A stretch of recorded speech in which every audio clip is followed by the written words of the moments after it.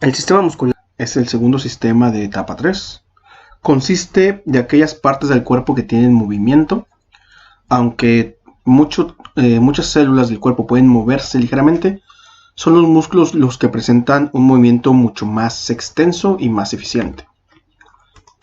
Existen tres tipos de músculos: el músculo esquelético, el músculo cardíaco y el músculo liso. Sus nombres vienen de tanto las características de la célula como de la posición en la que se encuentra. El músculo esquelético se llama así porque está unido al esqueleto.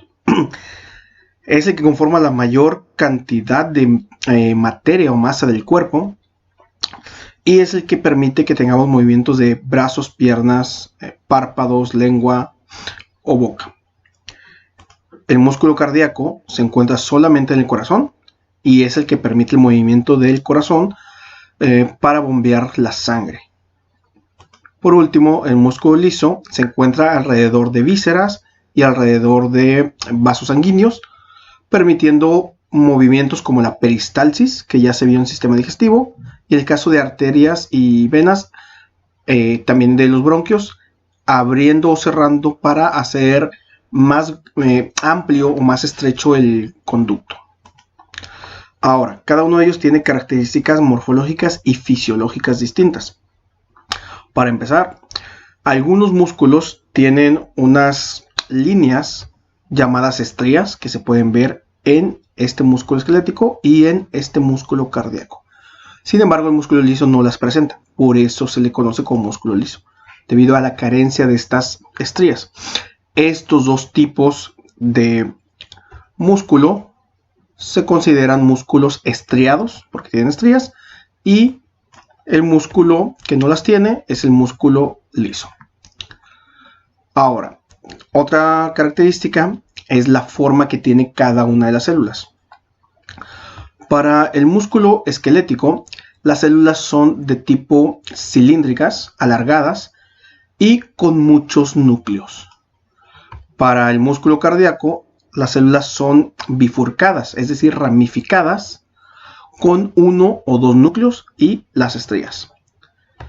Para el músculo liso, sus células son de una forma que se conoce como ausada, o también llamada forma fusiforme, que significa que son delgadas en los extremos y anchas en el centro, con un solo núcleo, o, lo que es lo mismo, uninucleadas.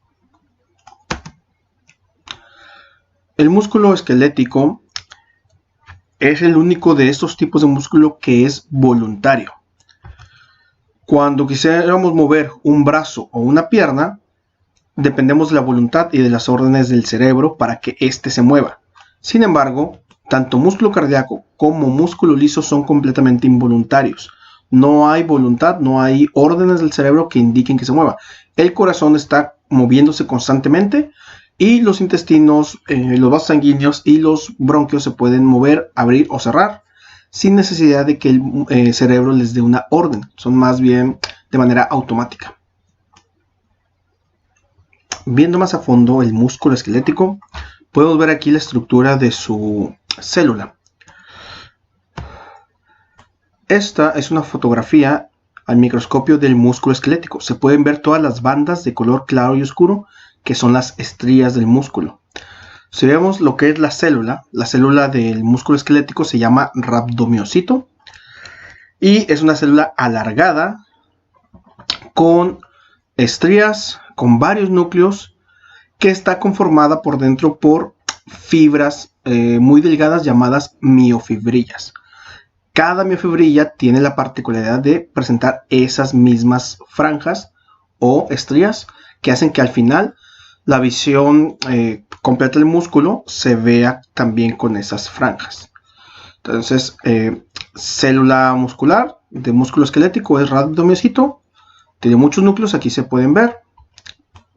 1, 2, 3, 4, 5 en este caso, que es solamente una porción de un rabdomiocito. Y vamos a ver más de cerca la miofibrilla.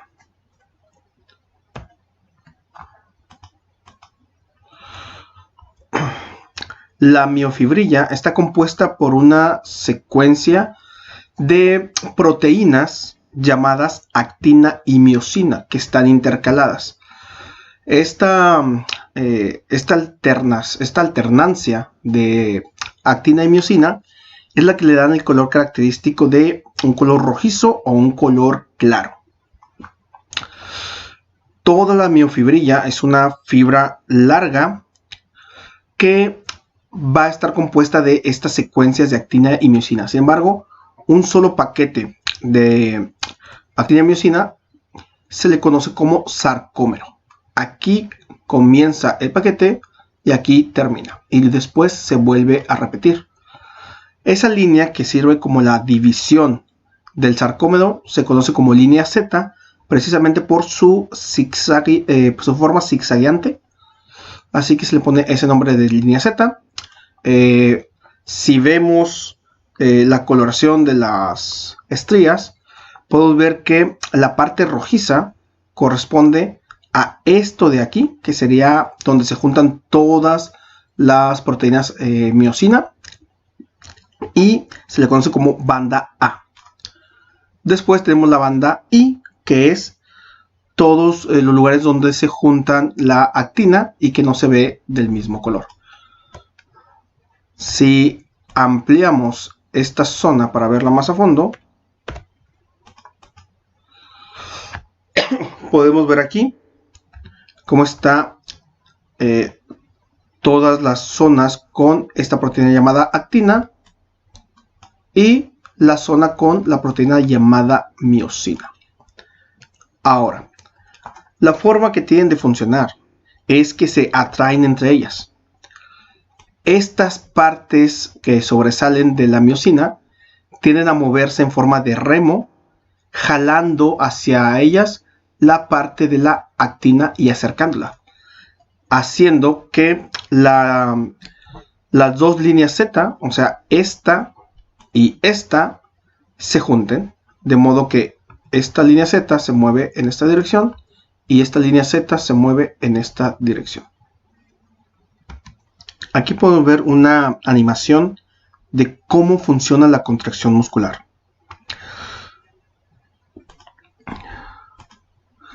Ahí se ve cómo la miosina se mueve atrayendo a la actina, haciendo que las líneas Z se junten.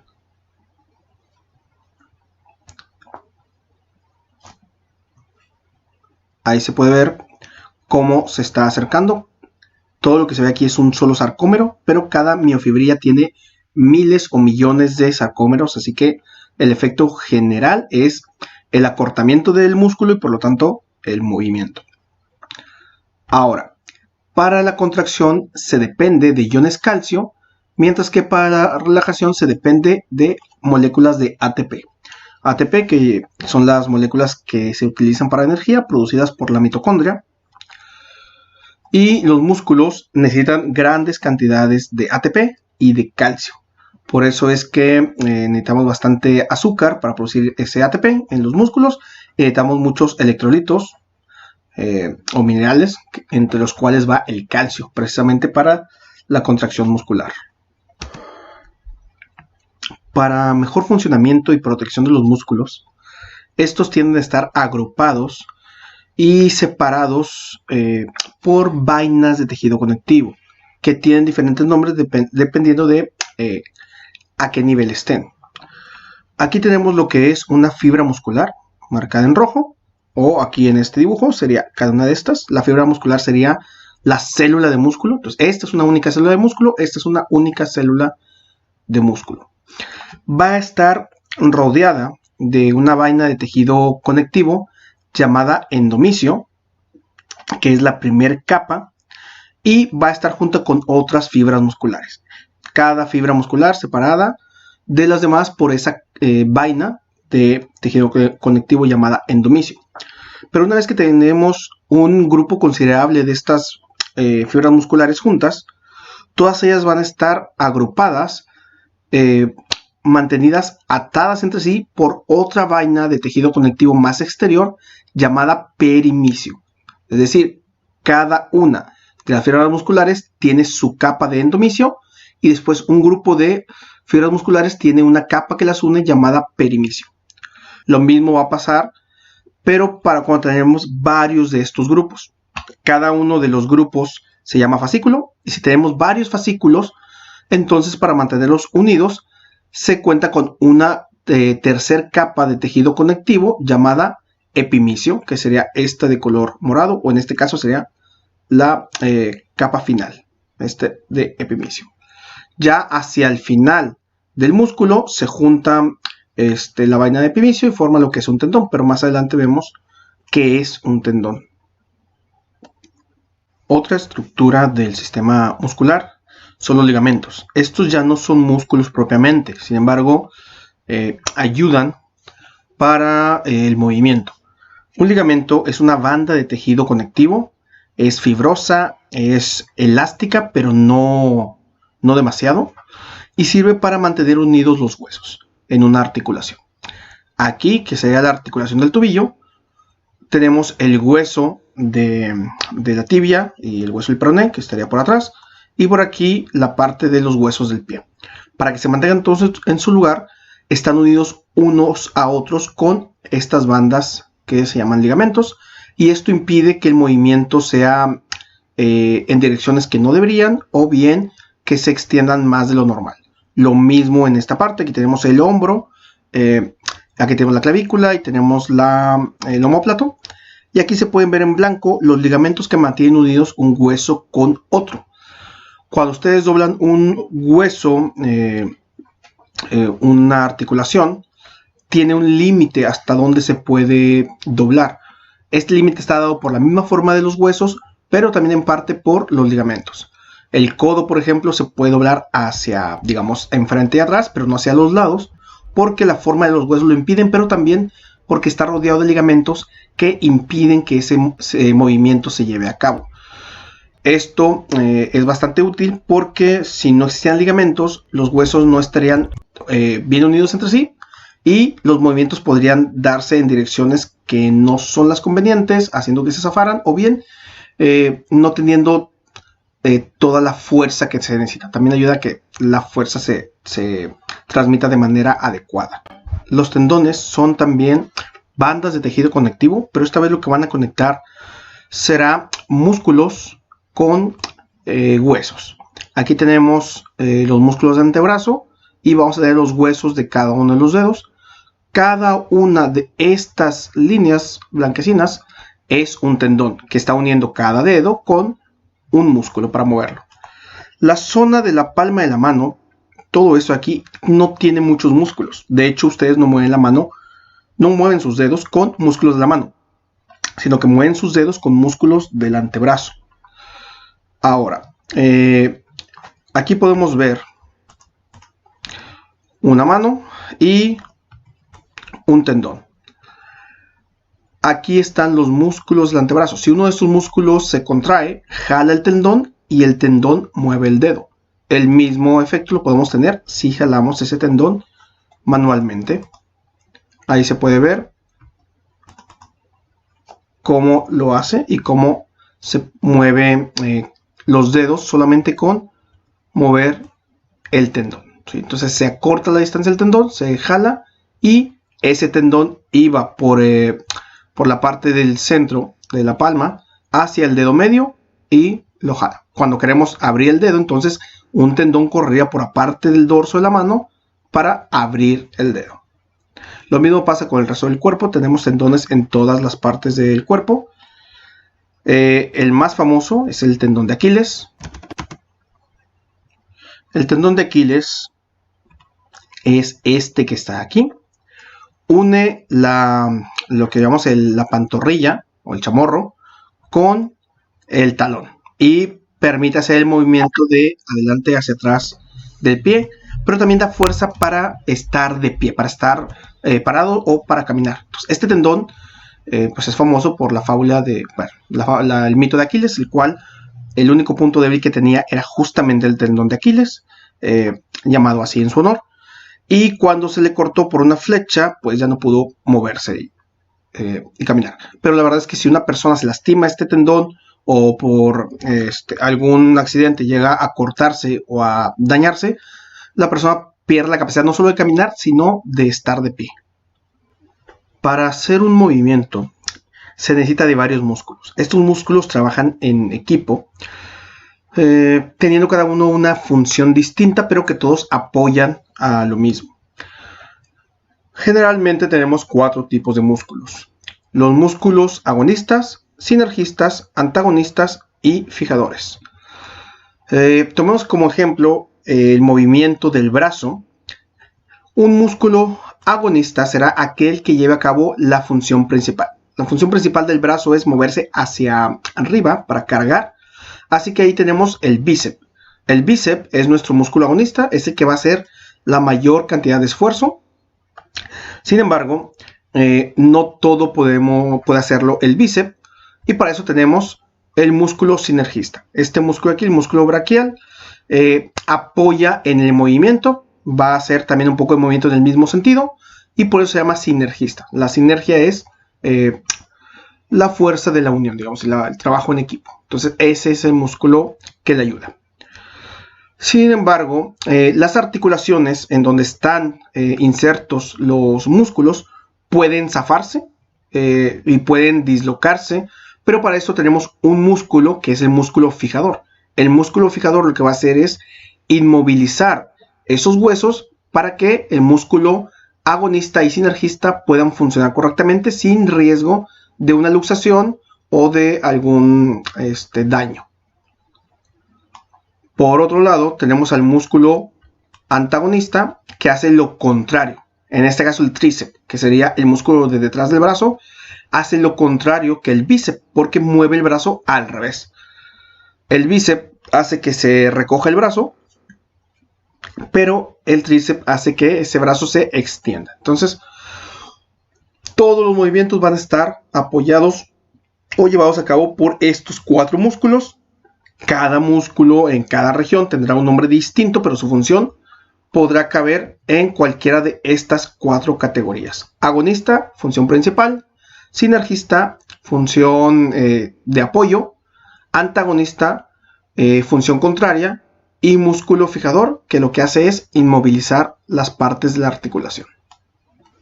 En cuanto a las enfermedades del sistema muscular, tenemos el esguince, que es una rotura de los ligamentos. Entonces, si recordamos, un ligamento es la pieza que une un hueso con otro.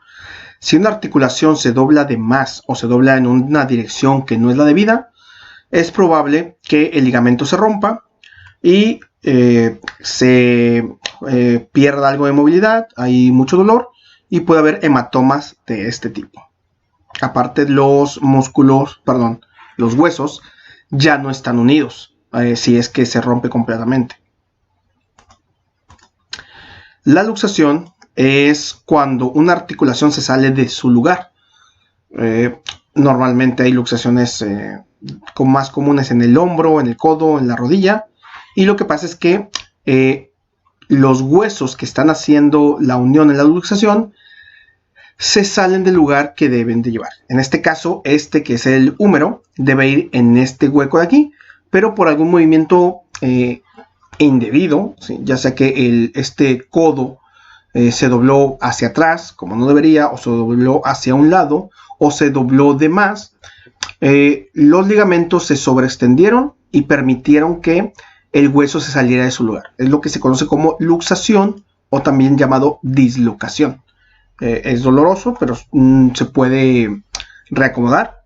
Las personas encargadas de salud, los paramédicos o traumatólogos, saben cómo hacerlo, así que si alguien de ustedes se luxa, pues tienen que ir al médico a urgencias, donde les van a acomodar los huesos. Si la luxación no fue grave y el acomodo tampoco, probablemente no haya mayor daño, y con reposo y evitando ciertos movimientos puede recuperarse.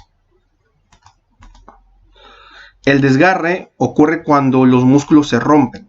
Entonces, una sobreextensión de los músculos, es decir, que ustedes estiren demasiado un brazo o una pierna, o que carguen demasiado peso y se estire demasiado el músculo, puede ocasionar que se desgarren y cada una de las fibras musculares se va a ir rompiendo. El problema es que las fibras musculares no se recuperan. Una célula muscular que muere es una célula muscular que ya no se va a recuperar. y aunque se cicatrice esa zona, ya no funciona, y entonces todo el esfuerzo de un músculo tiene que repartirse entre el resto de fibras musculares que no quedaron dañadas.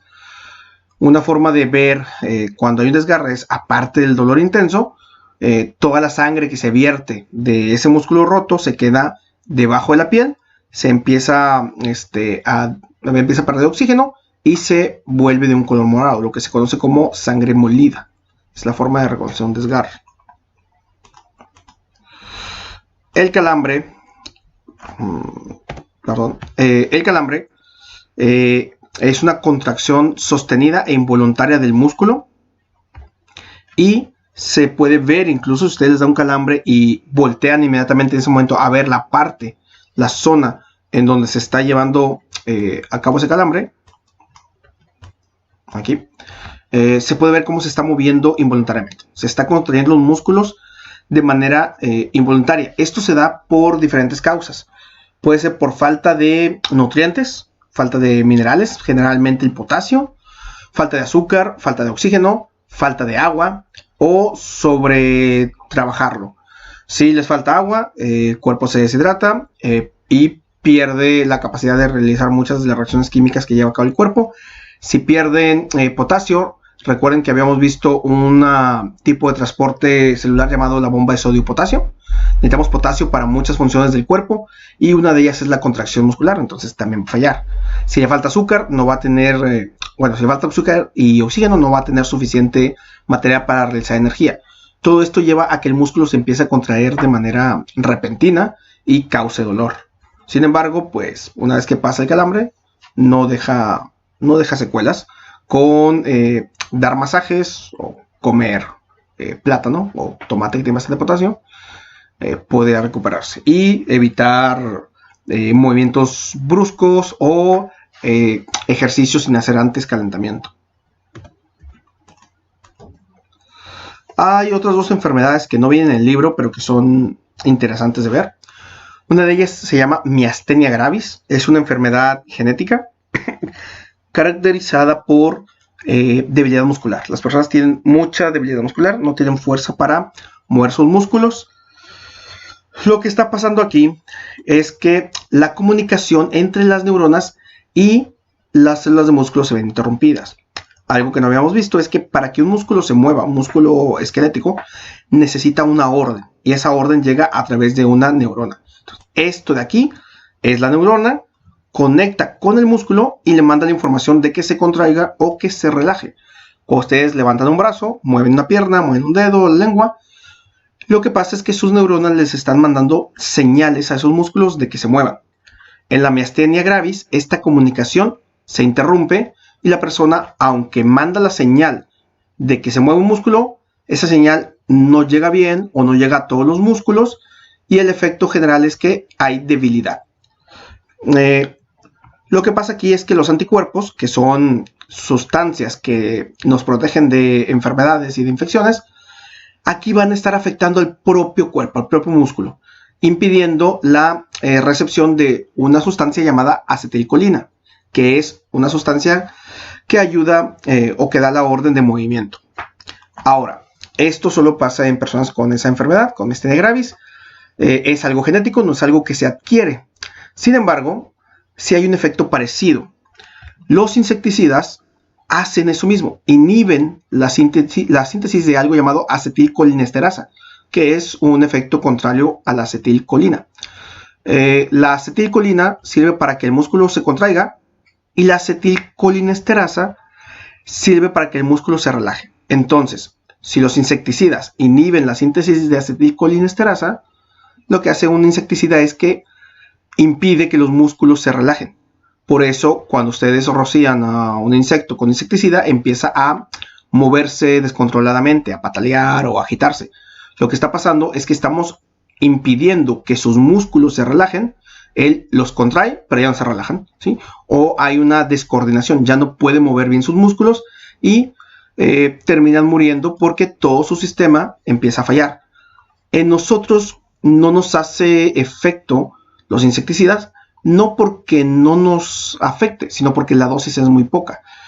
Nuestras neuronas y músculos son similares a los de los insectos, así que los insecticidas también nos afectan, pero la dosis es muy pequeña, porque un insecticida es tan pequeñito, un insecto es tan pequeño que con una rociada de insecticida es suficiente para causarles problemas. A nosotros esa cantidad no nos causa problemas porque somos mucho más grandes. Sin embargo, si estamos en constante contacto con insecticidas, como personas que trabajan en el campo, fumigando plantíos o personas que fumigan casas, si no lo hacen con la debida protección e inhalan constantemente insecticidas, con el tiempo pueden tener problemas de comunicación neuronal, neurona-músculo, y tener complicaciones. Otra enfermedad es la distrofia muscular. La distrofia muscular son varias enfermedades, no es una sola. Varias enfermedades se les llama distrofia muscular porque el efecto de cada una de ellas se parece, y es que van atrofiando el músculo de manera progresiva, o sea, lo van debilitando. Comienza en la infancia, las personas comienzan a tener músculos débiles. No, aquí no es como la miastenia gravis, no hay una falta de comunicación, sino simplemente el músculo no crece, es un músculo débil, no se contrae con fuerza y es progresiva, lo cual significa que cada vez va a ser peor, cada vez va a ser más y más débil. Hay varios tipos de distrofia muscular, pero hay una llamada distrofia muscular de Duchenne, que es de las más graves. Lo que ocurre aquí es que las personas no llegan a vivir mucho porque antes de los 20 años mueren por fallo cardíaco o respiratorio. Recuerden que el corazón es un músculo y que respiramos gracias a el diafragma, que es otro músculo. Entonces, las personas con distrofia muscular, si es demasiado grave, el corazón empieza a perder fuerza hasta que no puede bombear sangre, o bien el diafragma empieza a perder fuerza hasta que no puede contraerse y hacer que ustedes inhalen el suficiente aire y la persona termina muriendo, o por paro cardíaco o por falta de oxígeno.